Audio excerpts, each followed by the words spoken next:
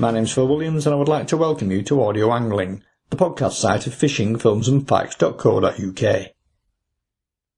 In part one of this two-part interview with the legendary Dave Steuart, who I'm linked up with here, and a man who's been justifiably described as the best all-rounder the UK has ever produced, we tended to concentrate on your early career and the coarse fishing scene. What I'd like to do now is widen up the debate by exploring your game and saltwater interests. As a fishery owner yourself, I know that game fishing has and still does play a very big part in your angling life. As I see it, this can be split into two subcategories, either still water and running water, or if you like, stocked and wild fish. So what are your specific interests there? Well, I've already said that game fishing was a way of fishing when the coarse season closed, which back then included still waters as well, including your goldfish bowl, and game fish were mostly killed anyway. We were the first fishery on the test to put all our salmon back, way back in 1990, and I wrote an article then about it for the trout and salmon, and already said earlier that it was quoted by a National Rivers Authority at a meeting. Although not strictly game fishing, anglers also fly fish for sea species, and Kay and I have done a fair bit of that ourselves with bonefish and carwai. Mind you, we would upset some when we used to say that we got fed up catching bonefish, so killed some for use as rubby-dubby for our shark fishing. It's obvious what the traction is with salmon. For one thing, as I've already said, it's our largest indigenous fish, and in the old days when they were all killed, we knew that none were caught, and they were all virgin fish because they were killed, so none had been caught previously. That was a tremendous attraction to Kay and I, as salmon and sea trout being migratory, as I just said, we knew they were all killed. Also being migratory fish, we never knew what was in the rivers of our choice. With coarse fish, one gets to know what is in the water, and had probably already caught some of them before. Maybe more than once. Of course, game fish are also very good eating for those that like them. They fight hard, some like to jump, and there are attractive methods of fishing, especially for ladies. Fly or spinning, no live bait like worms and maggots, although my Kay couldn't care less about either baits being sometimes messy. Of course, when we salmon fished when coarse fishing was over, it was for spring fish, which are large fish in the south. Not less than £16 for a few years I caught on the Stour, and then a £13 come along. Looked like a grilse actually, you know what I mean, very, very silver, and, well, their springs are all very silver. I should have said it was very, very slim, with a very forked tail. And a little later on, when we started to use prawns after May the 15th, when that was allowed, of course a little bit later in the season, then we started to get the odd £10 as well. They're not so big now, though, on average, but there's always a chance of a big fish. But the rivers we fished by the time the coarse season come along, conditions were much more difficult, with tremendous weed growth. And of course, I had a lot less time anyway because of the opening of the coarse season. By then we were also looking forward to tench and carp and other fish. So with only one full day off a fortnight, we would rather go and catch some fish, not flog it to death hoping for a salmon where they were scarce. Salmon fishing for us wasn't easy in the south of England, as we couldn't afford to fish prime baits, but we did all right, and also fish for trout, of course. Like all fishermen, if I think about it, I must have plenty of tales to tell. I told you that I caught a pretty big salmon on the Avon, all 39 pounds of it, but the biggest salmon I ever hooked was in my own bit of river. I saw the fish, so went and got my tackle from the house, chucked a prawn at it, and it took it straight away. It eventually came unhooked after over half hour's play up and down the river. The NRA had banned prawns until later in the season, but as it was a recent and sudden decision, they relented a bit, and said I could use the prawn that season, as long as I used barbless hooks and returned any fish to the river. After all that time playing the thing, my small barbless treble just worked loose, I guess. I'm pretty certain it would have topped £40. My friend Scott was helping me in the garden that day, and I was pretty certain I knew where it would have dropped down to, a small groin, just downstream. So Scott and I went to see, and there it was. "Bloody hell," said Scott, That's not a salmon, it's a bloody shark. It stayed there for 3 days, so I thought it was then worth another go. It had gone. Sod's law, they say, don't they? Of course, salmon are notorious for coming unstuck, and the hook hold gives for various reasons, especially as they're not really feeding in fresh water and often only nip at the lure or fly, and so are very lightly hooked. I lost a 30-pound fish through an open swivel, which I think was my fault, and another fish that would have topped 30 pound was lost through a friend misgaffing it.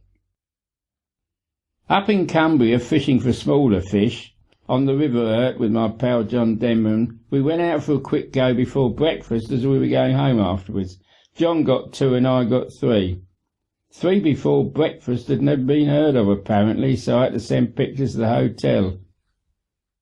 One of the interesting things is the third of those fish.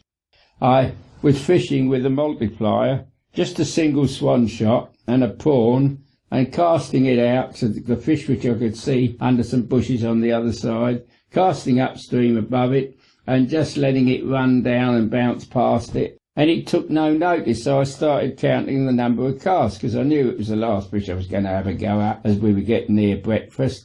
So I started counting, and I got up to 39 casts when John Denman turned up. "You'll have to pack up, mate," he said. "It's time to go to breakfast." "OK," I said, "I'll just have the last cast." And I was talking to him, and because this 40th cast was a bad cast, as I was talking to him, it ended up halfway across the river instead of right across under the bush where this fish was. The prawn dropped in the water, the salmon came straight across and took it. Now, can you believe that? It came across the middle of the river and took it, and I'd gone past it 39 times before that. Who can tell what they think? Anyway, there it is. I mentioned earlier that I lost a pike that I think would have topped 30 pound on the Avon, but I've had a couple of 28s and stacks of 20s, so although I've never topped 30, who really cares? Maybe I've still time, but I'm not desperately chasing a 30, like going off to chew and all that caper, so it will have to come when I'm just pike fishing. And at 85 years of age, I'm not only keeping my fingers crossed, I'm also crossing my legs. With salmon, though, the chance of getting a memorable fish nowadays is getting harder for several reasons, one of them being the predation problem.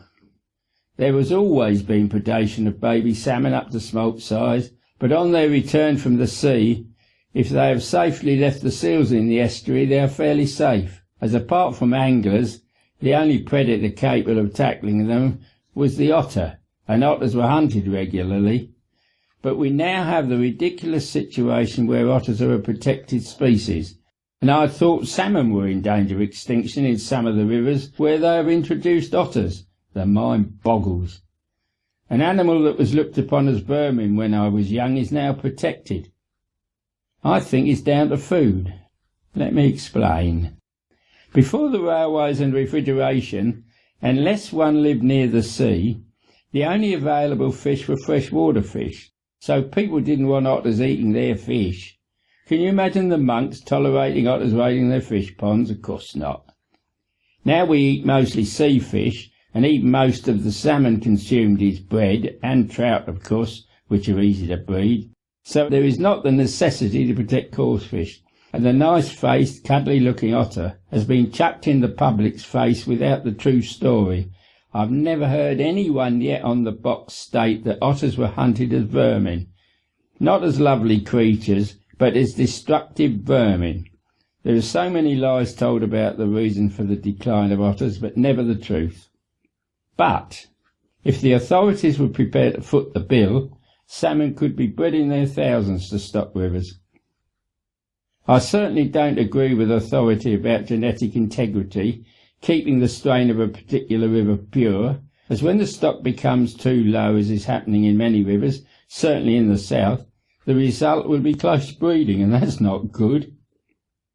Salmon eggs and fry used to be moved around. In fact, I believe it was the introductions of tay fish eggs or fry that led to the huge fish in southern rivers. Of course, there are other problems like pollution, abstraction and obstruction. With game fish still in mind, the small waters sometimes stuffed with huge trout salmon too, I believe. That wouldn't be attractive to me. But if you like that sort of thing, why not? But if national big fish records get broken by the practice, it's surely a bit of a nonsense.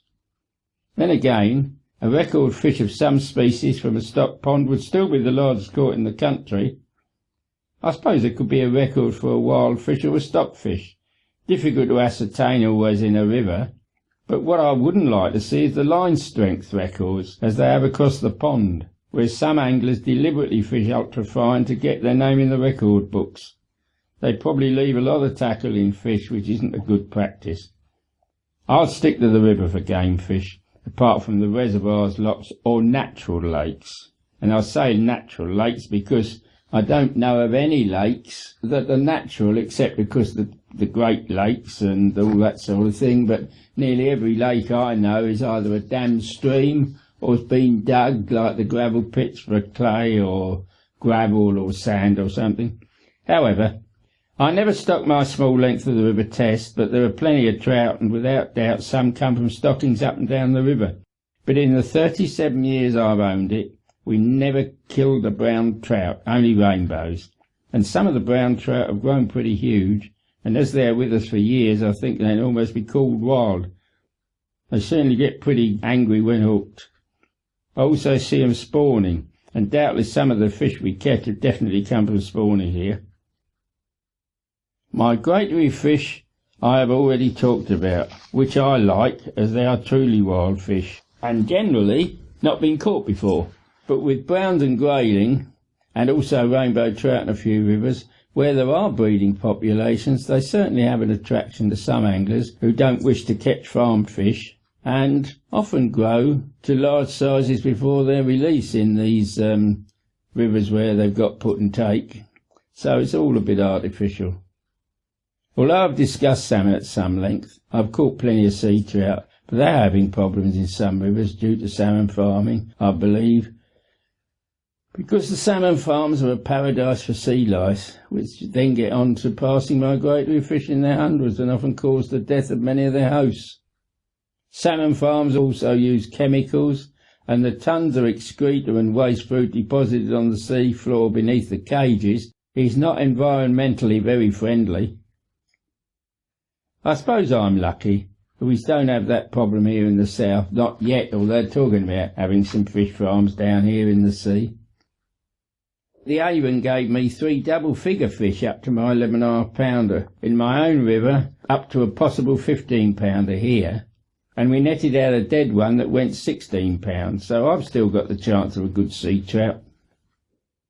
Sticking with the subject of sea trout for a moment, and having already mentioned the British Record Fish Committee looking to address anomalies in the current list, should they not also be looking to amalgamate the brown trout and sea trout as a single inclusion? Salmo Trutter. Does the record status really matter? To be absolutely correct, the brown trout and the sea trout could be classed as one for the purposes of records, but as they have evolved over thousands of years into 2 completely different patterns of life, so that generally sea trout breed sea trout and brown trout breed brown trout, resulting in different habitats in rivers, perhaps there should be some means of recognising this fact when considering record status. Even though they may interbreed, they probably follow the dominant gene in their future lives to become one or the other. Stillwater trout fishing, like certain aspects of stillwater coarse fishing, probably won't ever come under threat. So long as there are existing larger bodies of water available and a willingness to purposely excavate holes in the ground, with the ability to farm fish as required, their future looks secure. Less so, unfortunately, migratory species, and in particular salmon, where one amongst many potential problems facing the species is that which helps keep the stillwater scene alive: farming, restocking and genetic integrity. This question has very complicated answers, and as I've already said, salmon farming probably affects sea trout more than salmon. Salmon farming for the table is a totally different concept than would be the production of smolts to help benefit rivers, where the salmon are under the threat of extinction. And I will repeat that in this country, if there was only the interest or the will from the government, there is no doubt that salmon stocks could be improved. but it would cost a lot of money, and the solving of problems would tread on a lot of toes, industry and God knows what else, and some farming.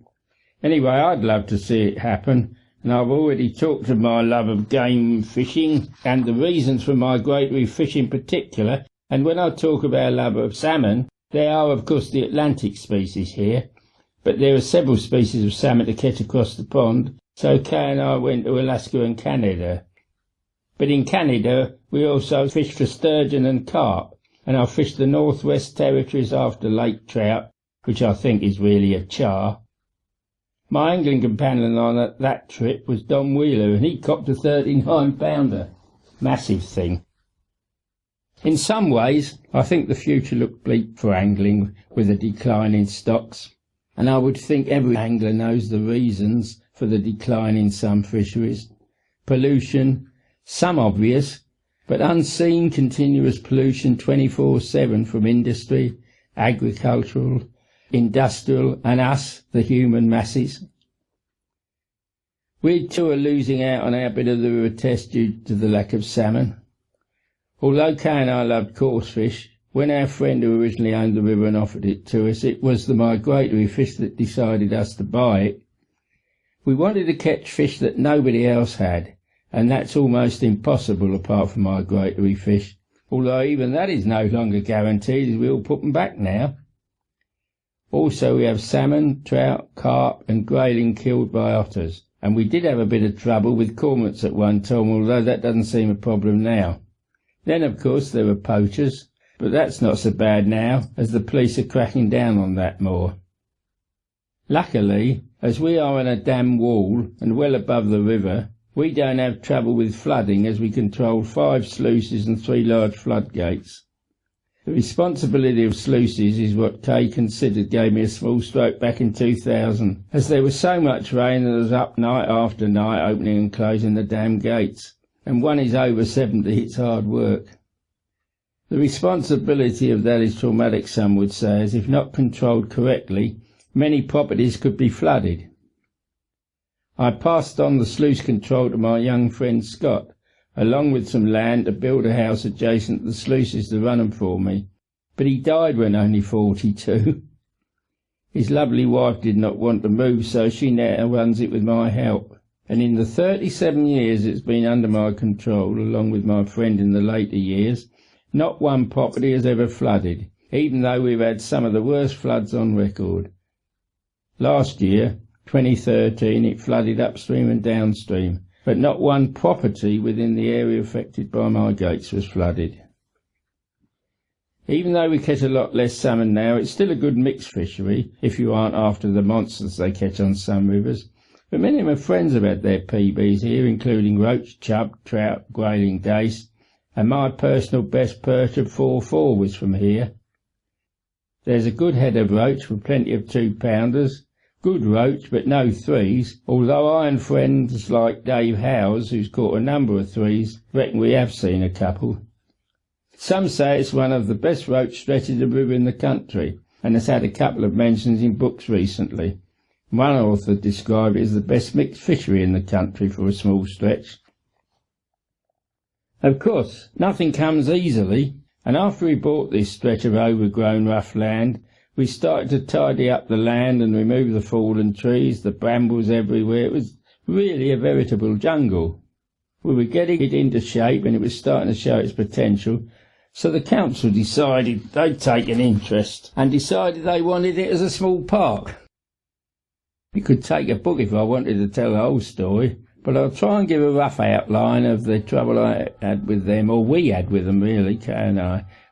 We bought the land as it was beside the River Test, and when I fished it with a friend's blessing who owned it originally, it had a good head of salmon, and as it was only 5 minutes' walk from the town, that was also a deciding factor for us to buy it when he suggested it, and we worked damned hard at it with the landscaping, then heard it was going to be taken from us. I went to see the head of planning with Test Valley Borough Council and said that I was not going to sell it to them, and also wanted to eventually build a house beside the river. He said we could build the house so long as we let them have a public footpath. I call that blackmail. So I went to see a solicitor, and he said that we'd best to wait for a town plan in a couple of years' time, as it would have to be on that. Actually, it was 4 years before the plan came out, but that gave me stacks of time to learn all I could about the council's aims and fight it at the public inquiry that there would be.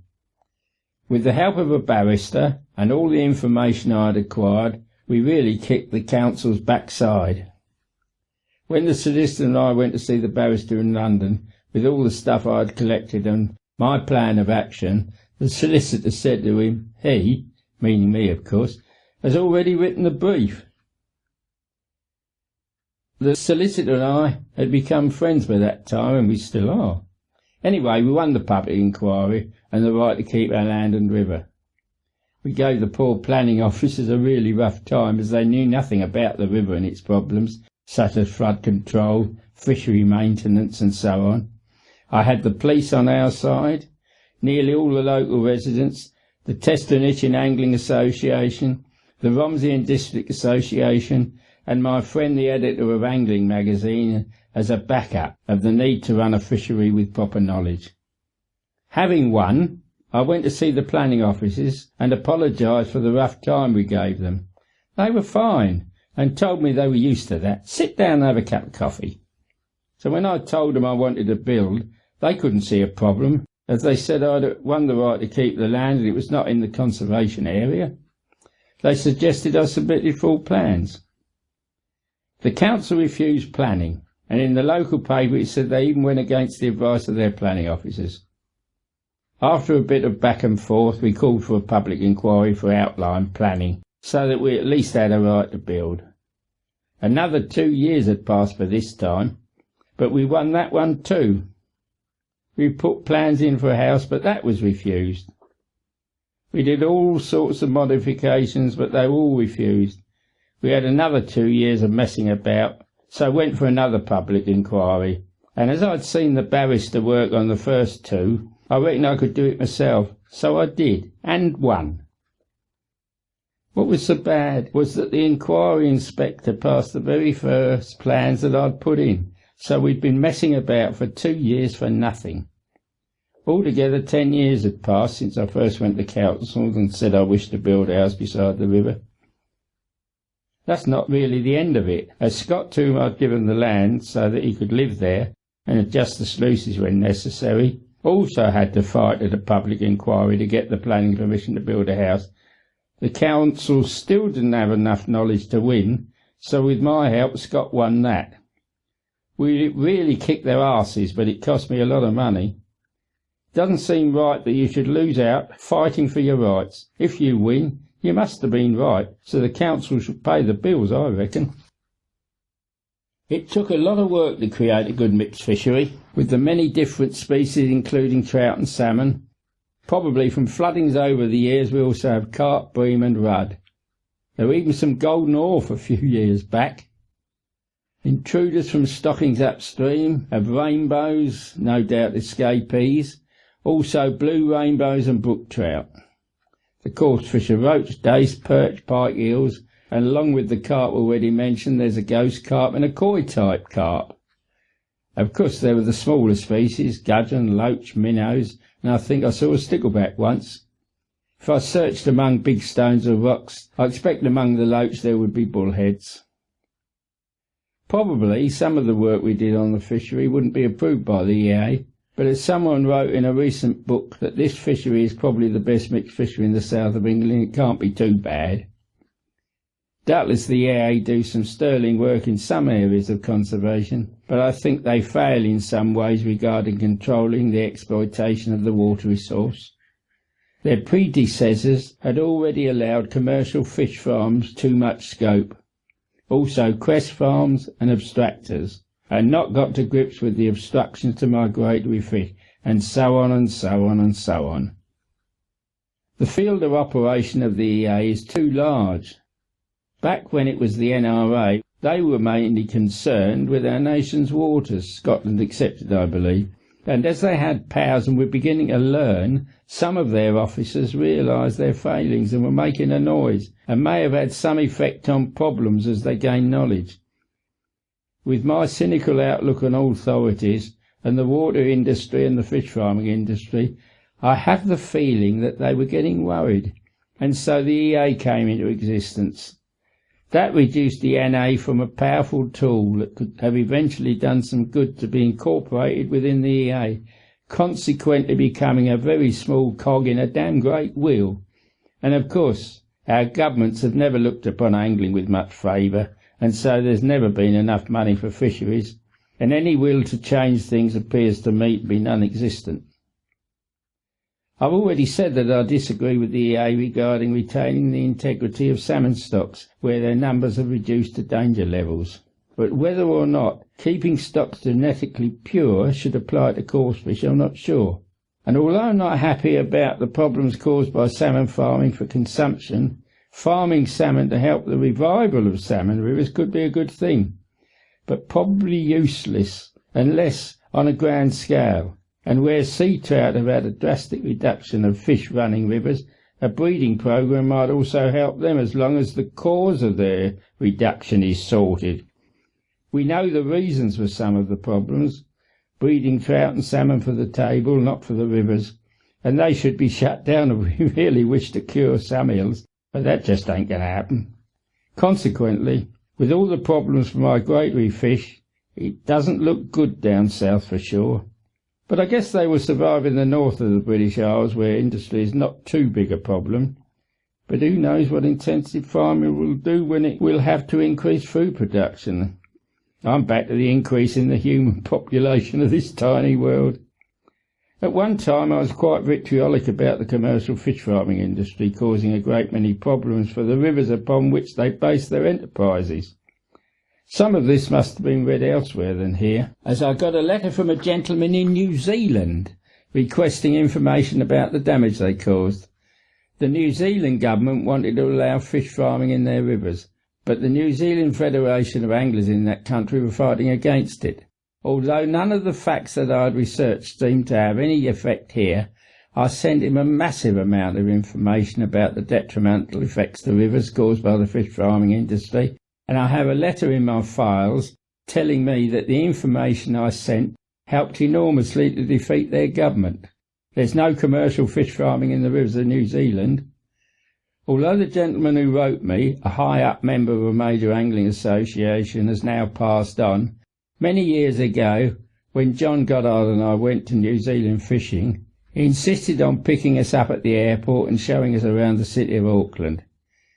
He also wanted me to meet his scientist friend to discuss pheromones, but we just didn't have the time as we were soon due to get to our final destination in a little plane. Based on the research I've done for this interview, one aspect of your angling I know very little about is the saltwater side. It started because we wished to fish all year if possible, and as I had more time available during the close season, as we didn't open on Sundays then, as well as the game fish, we wanted to catch all sorts everywhere, and that included the sea, with the added attraction that there were some bloody great things to catch in salt water. Once I had become established and owned part of the business, I suggested to my partner that we have a week off during the close season, and that was nearly always a sea fishing holiday. When I was asked to show films to clubs by the Irish Tourist Board, Bordfelte, that worked great as we could use that week for a free holiday fishing in Ireland, to give us the knowledge to chat about Irish sea fishing at these shows. Like other fishing persuasions, sea angling has deteriorated around our shores. Inshore trawling, illegal fishing, and years ago I was told that commercial fishermen had evolved a means of netting wrecks and rocky outcrops, thus messing them up, and there's damage by some types of trawl at the seabed and beam trawling. On the good side, from an angler's point of view, so much has opened up for many of us due to fairly cheap travel and good wages, so that the ordinary working man can take advantage of it if they wish. Who would have thought when I was young that shark fishing and giant skate fishing, for example, would be available to all around our islands, or travelling abroad to fish for pelagic species, the marlins, tuna and tarpon, and so many more species that at one time was only available to the rich.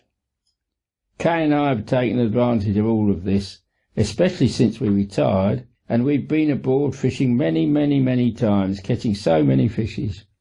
Kay had 20 years of retirement, and I've had 27 years.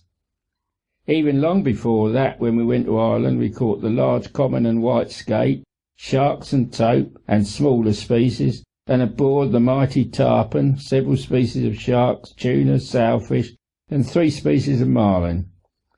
We've caught several fish species topping a couple of £100, and a couple up to a possible £500, but they were estimates from boat skippers, except where they could take measurements such as sturgeon, or the side of the boat for length. But the weights of our sturgeon and blue marlin, for example, fish that can reach 15 and 1600 pounds, although big to us, are only small compared to their top weights. I always used to say about a 200 or 300 pounder, really it's still in its nappies. One Brit I know, though, got an 800-pound sturgeon first throw, but we were happy with what we caught, as we caught plenty. Certainly been a great life. Perhaps I should mention when Kay and the skipper would kill themselves laughing, because John Copperjohn and I were both conger fishing. Kay was fishing for pollock, but we both had one on at the same time. I was one side of the boat, he was the other. And as I started to pump and really pull, his rod went down, and when he did the same, my rod went down. And of course, Kay and the skipper, as I say, were killing themselves laughing because they realised what had happened. We'd both got the wrong fish, and it must have been under some obstruction, and the line was going back and forth round that. So, of course, as soon as I realised what was happening, I let it go slack, and he pumped up a 45-pound conger. But they did have a laugh over that. Oh, well, anyway, I think our government, though, around our shores, we should have done the same as Iceland, put a 200-mile limit, down the middle of the channel, of course. I don't know whether there's much to look forward to for sea anglers of the future. Actually, you, Phil, could probably talk more about that than I could, about the future of sea angling, because I've almost given that up. But conservation measures can be tried, but there will always be the problem of foreign boats and illegal fishing, especially of Ireland. And if global warming is a fact to us, the human race, though I'm doubtful as there are so many factors involved, but if it is a fact, how will that affect the oceans? Again, I will blame the successes of the human race in technology, medical marvels for survival, and therefore an ever-increasing population as being the biggest problem at the seas of the world. It's the recipient of our various wastes. We will probably be able to farm almost anything in the future, but not if the seas or fresh waters are too polluted. When he interviewed Plymouth-based sea angler and journalist Mike Millman, looking at, amongst other things, those heady days of the 1960s and 70s, when big catches, huge specimens and national records were an almost weekly occurrence, reflecting on that particular time and comparing it to the present, he said, "It's gone. But thankfully, we had the best of it." Oh, well, no doubt about that. I mean, you could still go out and catch cod in the winter off the shore and that sort of thing, and codling and bass and stuff. I mean, you can still do it, but nowhere as easily as then.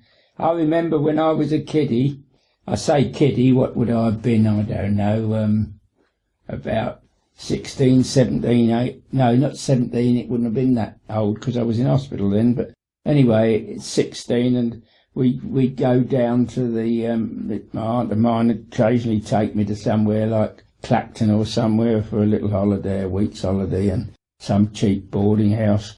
But I would go and with her, and she'd come with me and take a couple of deck chairs off the pile and put them on the beach, and I'd chuck out with a little spinning rod as far as I could, and I could get local rag from round some gentleman, I was told, where to go round the corner who dug these things, and for a few bob we could get, or a few coppers or something, we could get these baits and sling out, and we caught checkers, small bass, and plenty of small plaice and stuff, and nothing big, but up to a couple of pounds or so. It was great fishing, and I'm told that that's sort of very, very difficult to do things like that now.